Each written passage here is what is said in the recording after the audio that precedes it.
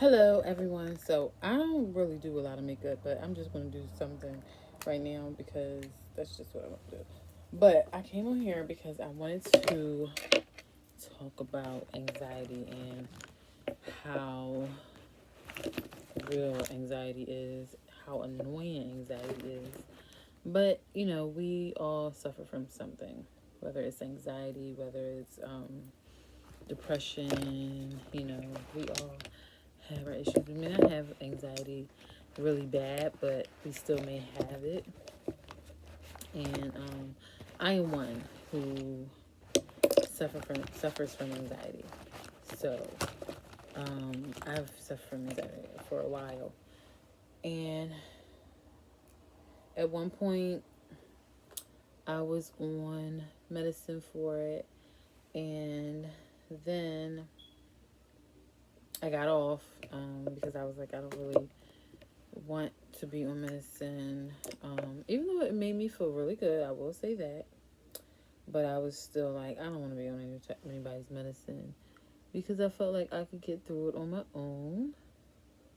And I didn't think that I needed medicine to help me.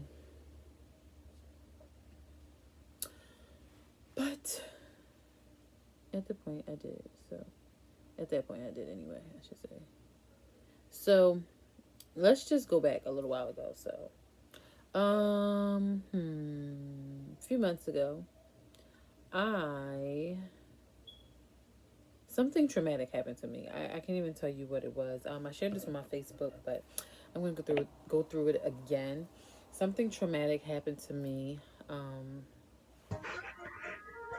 I um I had a headache. It was a regular day. I had a headache. Now the night before, I didn't get any sleep because my daughter was up, and when she's up, I'm up because she can get into anything. She can do anything. So we were just kind of up together, and I had to get up early the next day and kind of do some things. So, um, it was, I must have taken a toll on me. I don't know. But anyway, so, and I was already dealing with some things. We're in the middle of quarantine. So, with that alone, my anxiety is like through the roof. So, we're doing that. And, okay, so in my of two, I have a 5-year old and I have a 6 month old. He's now 6 months. He'll be 7 months, but he's 6 months, and it's quarantine. So, I mean, if, other mothers out there who have more than one child, probably can attest to the struggle of having multiple children, and trying to be able to be all that you can be. You're trying to stay sane. You're trying to help them to stay sane. You're trying to, make sure that they don't grow bored, and, just other emotions that I'm sure they're dealing with on top of what we're dealing with, not knowing what's going on, when we're going back outside, when we can go back to our normal way of living, all of that. And my own personal story, I can't really speak for others, is, I'm a new mother. I just had a baby in March in the middle of, COVID, and I have a 5-year old who was at 4 at the time, who is adjusting to all of this. She doesn't understand why we can't go outside. She wants to go to her favorite places that we usually go to, and she can't. She doesn't understand why. And I'm breaking it down to her, but when a kid have needs, they have needs. They're not really trying to understand that they why they can't go, or they don't want to hear that they can't go because they want to go. Even little things like going to the park. She wanted to go across the street to the park, and we couldn't go to the park at the time because the parks were shut down. So just that adjustment and just taking all of that in, took a toll on me, because at the end of the day, like any mother, we want to make sure that we're doing our best for our children. And as a not a first time mom, second time mom, but new mom again, it's a struggle because we're trying to get our hormones together, to make sure our emotions are together, because we have other people to tend to. Whether you're married, you have children, you want to be able to tend to your family in the right state of mind and not, all over the place. And sometimes they get just that, us all over the place, because, it's just, it just is what it is, and that's the reality of things.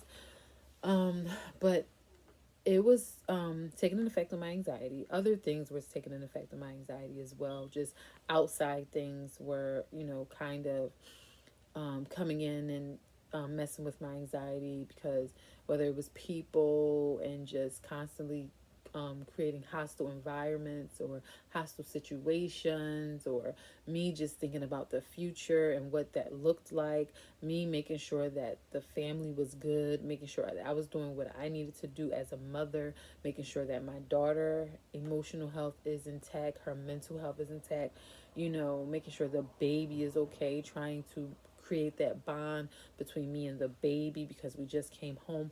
All of that I started to internalize everything, and it started to take a toll on my body.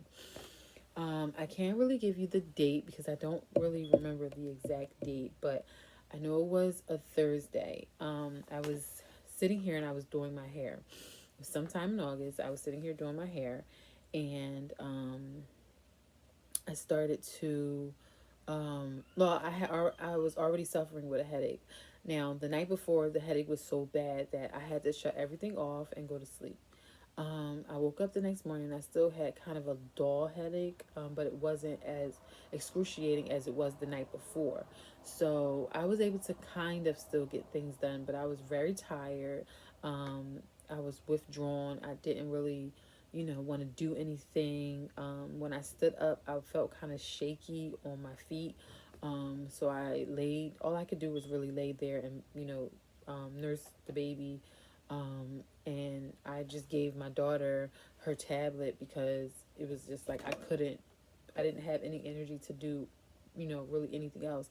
I had started my hair, and it usually does not take me as long as it took me to do my hair, and I wasn't really getting anywhere. I think I had 3 braids in my hair, maybe 5 at the most, in my hair, and I could not get through, to do the rest of my hair. So I knew something was wrong with me. And I know I stopped doing my makeup, but anyway, I knew something was wrong with me. I just didn't know exactly what it was. So I didn't think anything of it, and I had another head to do that day. So I was just really trying to get myself together so that I will be able to do my client's hair, because we had scheduled this appointment, and I don't really fall through on my appointments. So I was trying to make sure that I was good enough to do her hair, because I was like, I need this money, and also want to be able to do what she asked me to do. I love coming through, being able to come through for my clients, and things like that.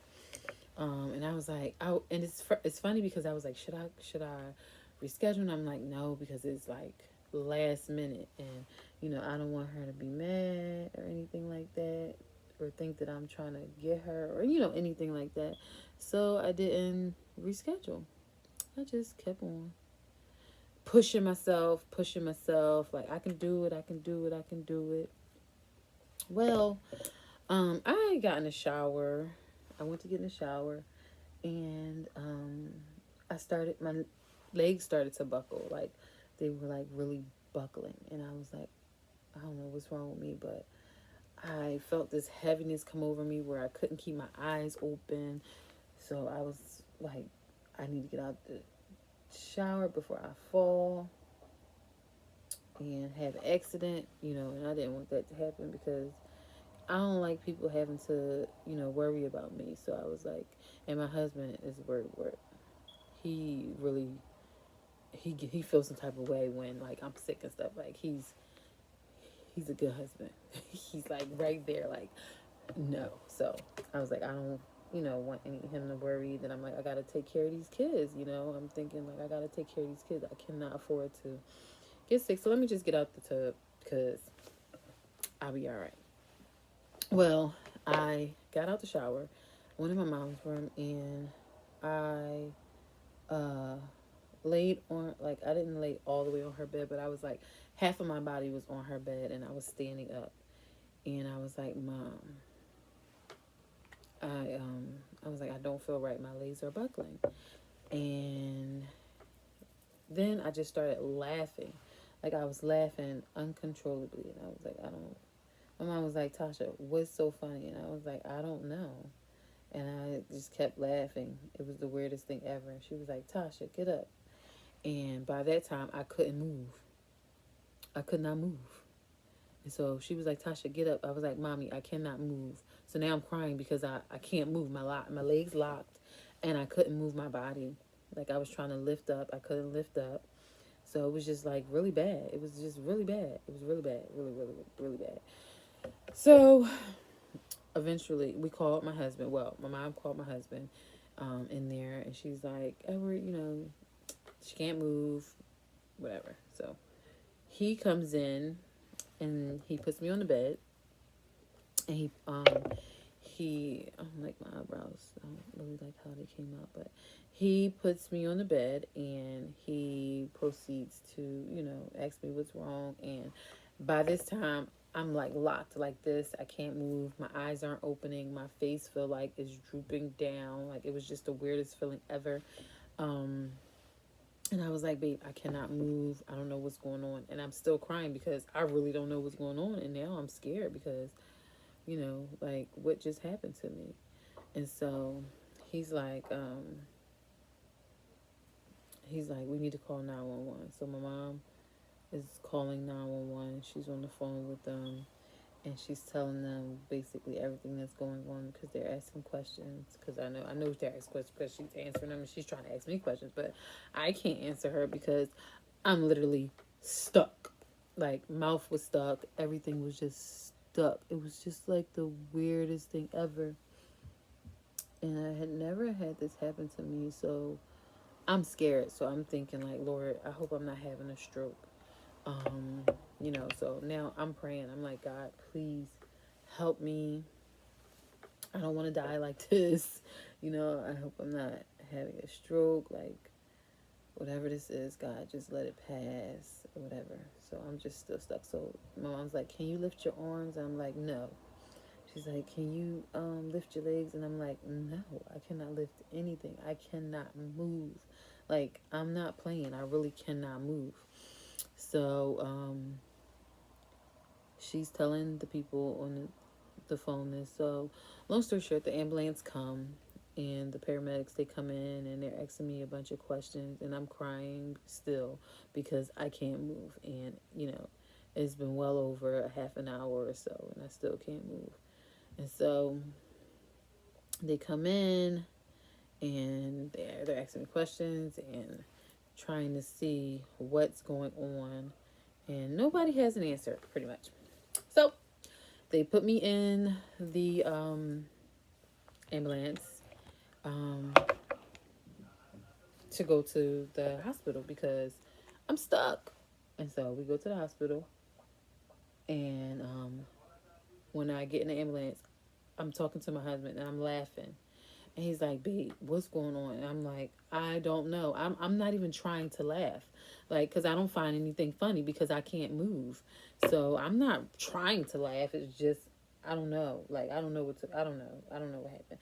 But, so I'm laughing, and the guy's asking me if I took any drugs. And I knew that that was going to be one of the questions because I'm laughing. First I'm crying, now I'm laughing. So I know he probably think like I'm really out of it, or I took something and it just, got me out of it. But I don't do drugs. I don't do any of that. So I was just like, I didn't take anything. I don't know what's going on. It got to a point where I couldn't even really like open my mouth to talk. Like, I'm thinking of what I want to say, but it's not coming out my mouth fast enough. It was just the weirdest thing ever. And so my husband was like, we don't do drugs. Like, she didn't take anything. Like, he's getting defensive because it's like they're not taking us serious at this point because they think that I'm on some type of drug. So he's like, we don't do drugs or whatever. Like, she's not high. She's not this, blah, blah. And so the guy's just asking a bunch of random questions. So then I start crying because now I'm like, I'm really going to the hospital. Like, this is really crazy. I just left my, at the time, he was 4 months. I just left my 4 month son home. I'm terrified because I don't have a clue what's going on. Nobody knows what's going on. And then it's in the middle of quarantine. I don't want to go to the hospital because I don't want to get COVID. So I'm just thinking of all these things. So now I'm crying. So we get to the hospital. They tell my husband that he can't stay. So now I'm really crying because I'm like, oh my gosh, I'm about to be in here by myself. I can't move. What if something happens? I don't want anybody to take advantage of me. Like, I'm just thinking about everything. And yeah, it was like really crazy. And so they get me in the room, and they're still asking a bunch of questions. They're asking me to move, and at one point I couldn't move, and then all of a sudden I was able to like lift my hands, but I still couldn't move my legs. I was able to talk more. It was the weirdest thing ever. And the doctor was like, now, like, you're confusing me because at one point you say you can't move and now you can move. And I was like, well, sir, I'm confused myself. I don't have a clue what just happened to me, and I don't know why I can all of a sudden move. I'm not, you know. Do you really think I want to be here? I don't want to be here. Trust me. I would much rather be at home with my children and my husband. So he's like, hold on, I just dropped this. So he's asking me a bunch of questions that they already asked me in the ambulance, and they keep asking the same questions. Like, my answer's going to change, but it hasn't. I keep answering it the same way because this is really what happened. So eventually, I was just in the room. They just had me in the room. They did EKG. They did a blood. They did blood test. They did a urine sample. They did a head CAT scan, and what else did they do? I think that was it. So the lady eventually came back. She was like, "Yeah, we're going to give you some benzos or whatever. We think it's like really just anxiety. Are you like overly tired, or have you been depressed? Have you had any thoughts of hurting yourself?" And I'm like, "No, I didn't have any thoughts of hurting myself. I didn't think my anxiety was getting to me because that day nothing really happened for me to be like really anxious or anything." And she was like, "Yeah, we're gonna just." She just came in there with the needle, like, "Yeah, we're gonna shoot you," and I was like, "Yeah, that's not gonna work because I breastfeed. Like, can I take this while breastfeeding? I don't think I want this." And so she went and asked the doctor. The doctor said no, so they didn't give it to me. So the doctor came in there and he was like, "Yeah, all of your tests came back normal. I'm not exactly sure what happened to you. You may have just been overly tired, or your anxiety." And I was just like, okay. And then they were like, "Yeah, we're writing up your discharge papers so you can go home." And so I was like, okay. So that was that. I called my husband. I told him they're releasing me. So my husband is ecstatic because he was pissed that he couldn't stay up there. And then they were giving him a hard way to go. So he was just like, you know, happy that I was coming home. I really have the best husband, y'all. But so that happened. I came home and I was just really tired. Like, by this time my in-laws were here. They drove all the way from where they were to come and just make sure that my husband was okay, make sure the kids were okay, make sure my mom was okay, and everything. So it was just nice to see them, but I couldn't stay out there and really talk to them a lot because I was so tired and I felt so bad because my son, he's a breastfed baby, and I had him on a bottle. I'm not exactly sure what happened and why he doesn't take the bottle, but he would not take the bottle for them. So that broke my heart, just knowing that he was here and he wasn't able to eat. So I just wanted to get the baby and just put him to sleep. And that's what I did. I was able to get him and put him to sleep. The next day, I kind of just slept, but I was just going through my mind, like, what just happened to me? This was very traumatic. It scared me. I thought I was dying at one point. I didn't know what was wrong. Like, I need to know something. I need to know what happened. And just what came to me was just anxiety. And, other people were also saying anxiety. And then migraines. So I do suffer from migraines. I never thought about that. I do suffer from migraines, and I suffer from anxiety. So those two things really took a toll on my body, and that scared everything out of me. Like, it scared me. And I was just scared because I knew I had a lot of things going on in my life that were still causing me anxiety. So, I had to step back from everything. I even had to like block people on my phone just to kind of get my mind together and get myself together. I had to step away from projects that I was working on. My mommy and me messages, I kind of stepped away from those just to kind of get myself together because I feel like I'm putting content out there for these mothers. I feel like I should be, if I'm not 100%, at least, 80%, so that I can really give them something authentic. And, maybe that was a time for me to share just, in that moment. But I was just so terrified that all I wanted to do was pray and thank God for one, that I didn't die and it was nothing serious that happened to me, and just also kind of get my mind together and wrap my mind around everything that just took place. So I kind of took a step back and I was like, I really need to get control of this anxiety, but I don't know how to do that. Only thing I know how to do is pray. And prayer is good. I'm not going to say prayer is not good. Prayer is good. But also, the Bible also say that faith without works is dead. So I'm praying for this thing, but I got to do something to activate it. I got to do something to kind of get me where I need to be. I can't just sit here and be like, oh, I got anxiety. I don't know what to do. No, I got to get up and do something. So, for a little while, I was trying to figure out what would work for me. I started just with prayer. I was just praying, and that was doing, that was well. But then I also got into doing some devotions. I did my devotions. I started doing devotions on anxiety, really trying to learn about anxiety, understand that, there are triggers to my anxiety. So just taking all of that in so that I'm able to manage it better kind of helped me. So now I know. So that was something that I was doing. And then I got back to journaling. So I started back journaling. That was helping me, but I also wanted to incorporate some other things into what I was doing. So I was journaling, and then, on top of journaling, I wanted to kind of read some affirmations to kind of feed my spirit. So give me some things. I was writing down Bible verses that would feed my spirit and kind of give me the positive thoughts, to kind of replace the negative thoughts that I had going on. Get the positive, give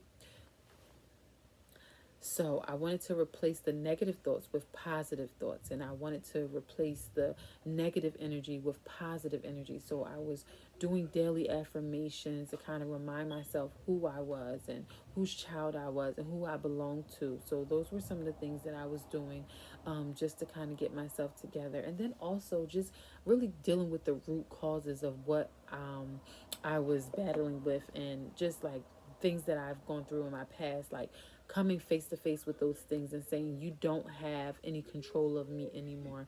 I am going to write these things down. This is what I'm dealing with, and I'm going to let it go. Then also realizing that I don't have control over everything. So being able to write down those things that I feel like I need to control, that I really don't need to control, writing those things down, and then saying, God, you help me to deal with these things one by one.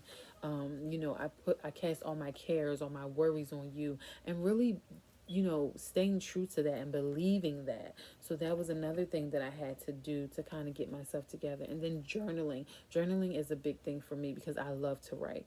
So being able to write out everything that I'm feeling, like all my worries, all my fears, what I want for myself, being able to write out a plan, write out what I want to do for my family, that helped me too, So I was just trying to really do things that would help me. Going outside and just getting some fresh air. I had told myself I was going to go for walks. I didn't do many walks, but just being outside, being around people that made me laugh, disconnecting from those people that drained me and just pulled on me, and just was always creating negative vibes or just always had drama. I wanted to disconnect from those people, to kind of help my spirit to grow, to get me to a place of, I know this is going to cause me anxiety, but I can handle it. um, so that's what I need to do to work on me. I did a lot of devotions. Like, I don't know if you all know about the Bible app, but the Bible app has a lot of plans that you can do. And that's what I was doing, a lot of plans that focus specifically on anxiety and how to deal with anxiety and what the Bible said about anxiety. And that really helped me to be able to do that. And then journaling on top of that was also something that helped me too. And then also taking a step back from all the things that I was trying to do at once and kind of just do some things in order and just do them slowly, and understanding that this is my own race. I'm not running a race to compete with anybody. It was more so just transforming my mind and understanding that I'm not in this race to compete with anybody. Social media can make you feel like you're competing with people or that you're running a race, and that was dangerous. So that was something that I also had to kind of take a step back from as well. And I didn't have to completely shut it down, but just take a step back to where I'm not on it all the time. I'm not constantly consumed with other people's lives. I'm really just working on my life and getting myself together and doing what I need to do for my family. So that was something that I also wanted to do, and that kind of helped me. So those were some of the things, and then also just knowing what my triggers were. Once I identified my triggers and I knew what my triggers were, I knew what to do to counteract those things. So I knew what to do when somebody was going to come at me with something that was just too much. I knew what to do when people are hype around me and that triggers my anxiety. I know to you know disconnect. I know to remove myself from those places and just kind of get myself together. Now I start my day giving back to him, his fruits, and just thanking him for everything that he's doing. That helped me. Being able to find that safe space or that person that I could talk to, that I could trust and kind of vent to when I felt like I needed to vent. Taking the load off of me, asking people for help, my husband, hey, can you help me with this? I really need help. Or, hey, I'm giving you this baby. You're going to take the baby. You're going to take the kids for a while so I can have a little bit of alone time. I'm going to take a step outside just to breathe in some fresh air because we're always in this house. We're going to go to the playground. Me and the kids are going to go to the playground so I can, run their energy out. And then when we come home, I can have time for myself. Those were the things. I found my favorite TV shows, just kind of getting back into that, finding self-help books that I felt was going to help me, writing out my plan that I wanted and those goals that I wanted to accomplish. Those things, those were some of the things that were helping me, and just staying connected with positive people and staying connected to God. That for me was my biggest thing, was just being able to stay connected with God. So those are the things that I'm doing now. I'm also trying to find other practices and some kind of routine that will also help me with my anxiety, and just making sure I keep it at bay. Also, seeing a therapist. There's nothing wrong with seeing a therapist, because sometimes you may not have that safe space or that person that you can talk to or rely on. So you have to find a professional person that you can talk to and rely on, where your information that you share with that person is not going to go anywhere unless they have to report it, because they are mandated reporters at the end of the day. So if you're sharing things that you know or just if it endangers the welfare of a child, those are things they have to report. But that's neither here nor there for me. But I know that whatever information I share with my therapist is going to stay with my therapist. That's another thing, is just having trusting relationships where you can talk to somebody and know that the information you share with them is not going to get back to whoever, or it's not going to get out. And that's the thing that I also had, was just being able to trust people and really confide in them. Now, yeah, I know people will probably say, well, why don't you just talk to your husband? I do. That's the thing. I talk to him too much, and I know he's probably tired of me talking to him constantly about, the things that I feel are concerning to me, or may get on my nerves, or whatever. And he says he doesn't, but I don't want to weigh him down all the time with all the things that I can talk about, because I can talk.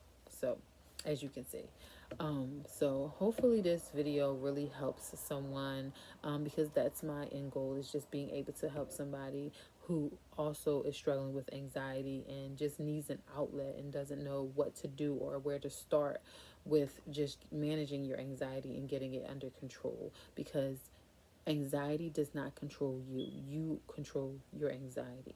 and you can get through this. So please like, share, subscribe, and make sure you leave some comments down below. If you want to hear about other things, if you have any questions, please leave your comments down below. Bye.